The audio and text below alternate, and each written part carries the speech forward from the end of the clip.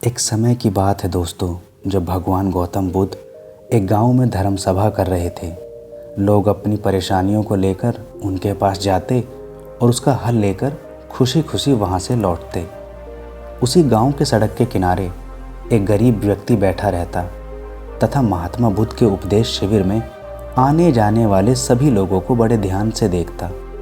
उसे बड़ा आश्चर्य होता कि लोग अंदर बड़े दुखी चेहरे लेकर जाते हैं, लेकिन जब वापस आते हैं तो बड़े खुश और प्रसन्न दिखाई देते हैं। उस गरीब को लगा क्यों ना वो भी अपनी समस्या को लेकर भगवान के सामने रखे।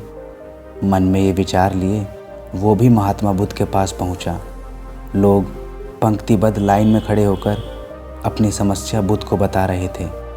जब उसकी बारी आई तो उसने सबसे पहले महात्मा बुद्ध को प्रणाम किया और फिर कहा, भगवान, इस गांव में लगभग सभी लोग खुश और समृद्ध हैं, फिर मैं ही गरीब क्यों?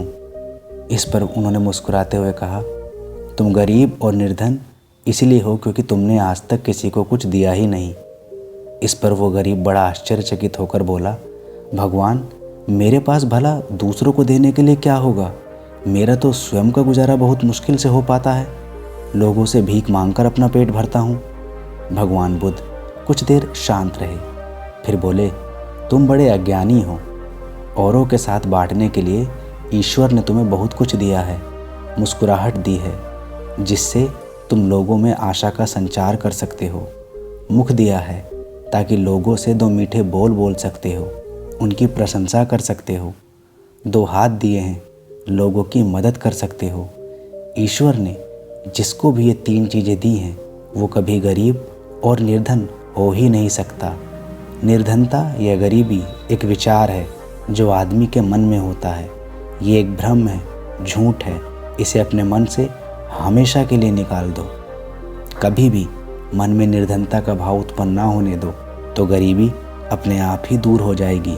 भगवान बुद्ध का संदेश सुनकर उस आदमी का चेहरा चमक उठा और उसने इस उपदेश को अपने जीवन में उतारा, जिससे वो फिर कभी दुखी नहीं हुआ। धन्यवाद दोस्तों।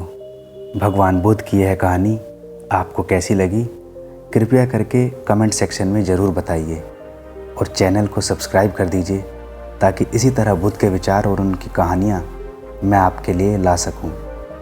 मिलते हैं जल्दी ही दोस्तों अगली कहानी में। तब तक के लिए ख्याल रखिए, खुश रहिए।